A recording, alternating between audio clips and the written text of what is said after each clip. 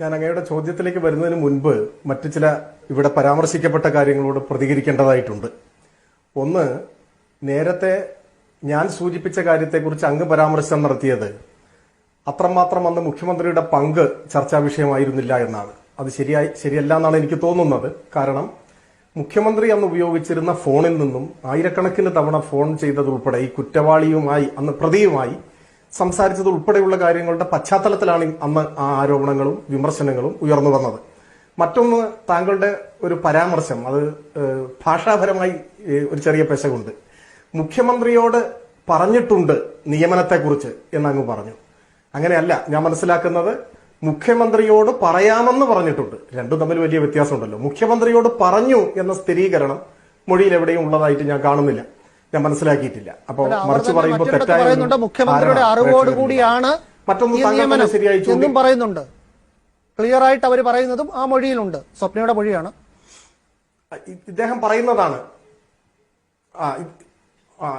അതെ, അദ്ദേഹം പറഞ്ഞ മൊഴിയാണ്. ആ മൊഴിയിൽ താങ്കൾ നേരത്തെ പറഞ്ഞത് ഇത് താങ്കൾ ഇപ്പോൾ സൂചിപ്പിച്ചിട്ടുള്ള കാര്യം ഞാൻ മനസ്സിലാക്കിയിട്ടില്ല. അങ്ങനെയാണെങ്കിൽ ഞാനത് മനസ്സിലാക്കാം, ഞാനത് തിരുത്താം, എനിക്കതിൽ വിരോധമില്ല. ഞാൻ മനസ്സിലാക്കിയിട്ടുള്ളത് മുഖ്യമന്ത്രിയോട് പറയാം എന്ന് പറഞ്ഞിട്ടുള്ളതായിട്ടാണ്.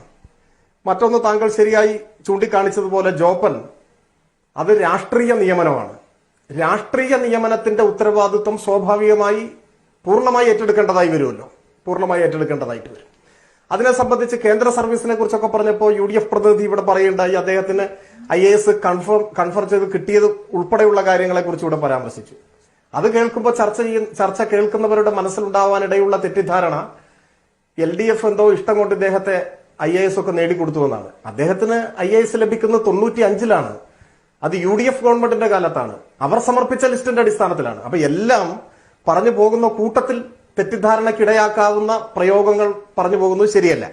വൈകാരിയസ് ലയബിലിറ്റിയെ കുറിച്ച് പറഞ്ഞു. ഞാൻ അങ്ങനെയാണെങ്കിൽ ഒരു കാര്യം ചോദിക്കട്ടെ, അതിന്റെ ഡീറ്റെയിൽസിലേക്ക് ഞാൻ പോകുന്നില്ല. പറഞ്ഞത് ഇവിടെ നിലനിൽക്കുന്നതല്ല.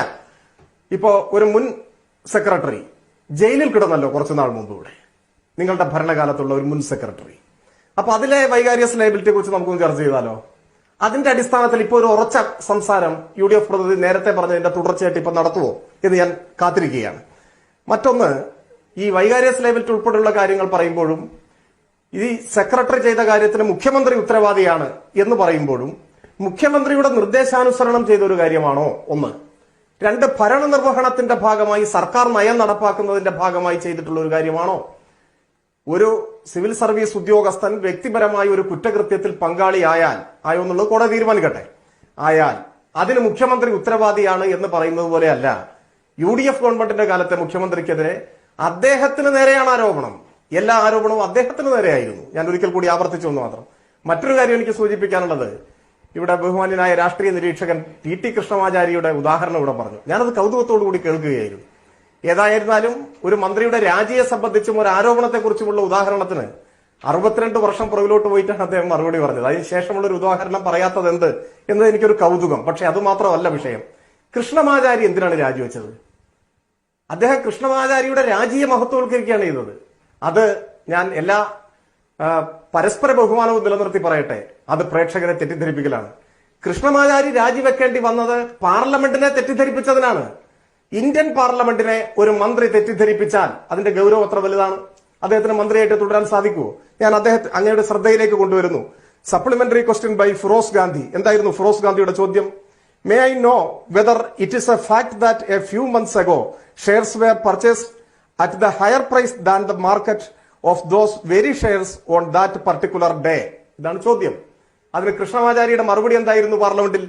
I have been told that no such things has happened. അതായിരുന്നു മറുപടി. അതിനെ തുടർന്ന് അന്വേഷണത്തിൽ കണ്ടെത്തിയത് എന്താണ്? കൃഷ്ണമാചാരി പാർലമെന്റിനെ തെറ്റിദ്ധരിപ്പിച്ചു എന്നാണ്. ആ പശ്ചാത്തലത്തിലാണ് അദ്ദേഹത്തിന് രാജിവെക്കേണ്ടതായി വന്നത്. കൃഷ്ണമാചാരി പാർലമെന്റിനെയും അങ്ങ് പ്രേക്ഷകരെയും തെറ്റിദ്ധരിപ്പിക്കുകയാണ് ചെയ്തത്. പിണറായിയെ ഏതിടപടിയിൽ വെച്ച് കണ്ടാലും കൊല്ലണം എന്ന തോന്നൽ ആർക്കെങ്കിലും ഉണ്ടാവാം.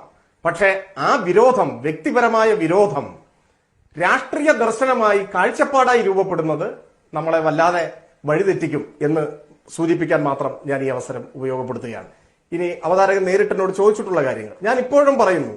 അന്വേഷണത്തിന്റെ ഈ ഘട്ടത്തിൽ ഏതെങ്കിലും പ്രവചനങ്ങളിലേക്ക് കടക്കാനോ, ഈ IAS ഉദ്യോഗസ്ഥൻ 100% നിരപരാധിയാണ് എന്ന് സ്ഥാപിക്കാനോ ഞാൻ ഉദ്ദേശിക്കുന്നില്ല. അത് എന്റെ ലക്ഷ്യമോ എന്റെ ഉത്തരവാദിത്വമോ അല്ല. ഇപ്പോഴും അറിയാത്ത കാര്യങ്ങളുണ്ട്, വ്യക്തമാവേണ്ട കാര്യങ്ങളുണ്ട്, കോടതി തീർപ്പ് കൽപ്പിക്കേണ്ട കാര്യങ്ങളുമുണ്ട്, അന്വേഷണം പുരോഗമിക്കുകയുമാണ്.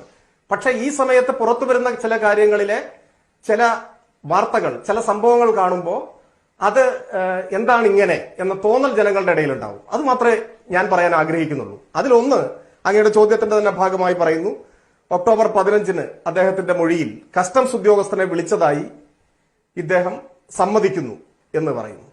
പക്ഷെ 23-ാം തീയതി ഹൈക്കോടതിയിൽ മുൻകൂർ ജാമ്യത്തിന്റെ സമയത്ത് വാദം നടത്തുമ്പോൾ ഇങ്ങനെ ഒരു കാര്യം ED പറഞ്ഞിട്ടില്ല. അത് പറയാത്ത എന്താണെന്നൊന്നും എനിക്കറിയില്ല. ഒരുപക്ഷെ നിയമവിദഗ്ധന്മാർക്കോ മറ്റോ അക്കാര്യങ്ങൾ വിശദീകരിക്കാൻ സാധിക്കുമായിരിക്കും. കസ്റ്റംസ് ഇതുവരെ ഇങ്ങനെ വിളിച്ചതായി അവരുടെ കോടതിയിൽ കൊടുത്ത ഒരു റിപ്പോർട്ടിലും പറഞ്ഞിട്ടില്ല എന്നാണ് ഞാൻ മനസ്സിലാക്കുന്നത്. മാത്രമല്ല, NIA-യുടെ assistant solicitor general Shri Vijayakumar, P. Vijayakumar NIA കോടതിയിൽ നടത്തിയ അദ്ദേഹത്തിന്റെ വാദത്തിനിടയിൽ നടത്തിയ ഒരു പരാമർശം, നയതന്ത്ര പാഴ്സൽ വിട്ടുകിട്ടാൻ സഹായിക്കണമെന്ന് പ്രതി ആവശ്യപ്പെട്ടെങ്കിലും സഹായം തേടിയെങ്കിലും ഈ സെക്രട്ടറി അതിന് തയ്യാറായില്ല, സഹായിച്ചില്ല എന്നാണ് NIA കോടതിയിലെ NIA-യുടെ അസിസ്റ്റന്റ് സോളിസിറ്റർ ജനറലിന്റെ വാദം. ഈ വാദത്തിന്റെ പശ്ചാത്തലത്തിൽ പിറ്റേന്ന് പുറത്തിറങ്ങിയ മലയാളത്തിലെ പ്രധാനപ്പെട്ട ഒരു ദിനപത്രത്തിലെ വാർത്തയുടെ ഹെഡിങ്, ശിവശങ്കരൻ കസ്റ്റംസിനെ വിളിക്കാത്തതിന് കാരണം തേടി NIA, ഇതായിരുന്നു. ആ വാർത്തയിലെ ഒരു വാചകം ഇങ്ങനെയായിരുന്നു, കസ്റ്റംസിനെയോ UAE കോൺസുലേറ്റിനെയോ വിളിച്ചിട്ടില്ലെന്ന് അന്വേഷണത്തിൽ കണ്ടെത്തിയിരിക്കുന്നു. ഇത് പറഞ്ഞത് മാധ്യമങ്ങളാണ്. ഞാൻ ഇതിനൊന്നും അതോറിറ്റിയല്ല. ഞാൻ എന്റെ മുമ്പാകെ കടന്നു വന്ന വാർത്തകളെ മാത്രം ആശ്രയിച്ചുകൊണ്ടാണ് ഇവിടെ സംസാരിക്കുന്നത്. അപ്പൊ ഇത്തരം വസ്തുതകൾ, വാർത്തകൾ നമ്മുടെ മുൻപിൽ നിൽക്കുമ്പോൾ ഇന്ന് പുറത്തു വന്ന വാർത്തകളുമായി ഇത് ചേരുന്നില്ലല്ലോ എന്ന സംശയം സ്വാഭാവികമായിട്ടും ഉയർന്നു വരും. ബാക്കി ഒരു കാര്യത്തിനും അഭിപ്രായ പ്രകടനത്തിനും ഈ ഘട്ടത്തിൽ ഞാൻ തയ്യാറാവുന്നില്ല. നമ്മുടെ ചർച്ചയിലും അന്വേഷണ ഏജൻസികളുടെ പ്രതിനിധികളൊന്നുമില്ല. പക്ഷെ വേണമെങ്കിൽ BJP പ്രതിനിധി ആ സ്ഥാനം ഏറ്റെടുക്കുമെന്ന് എനിക്ക് അറിയുകയില്ല. ഇതാണ് എനിക്ക് ഈ ഘട്ടത്തിൽ സൂചിപ്പിക്കാനുള്ള കാര്യം.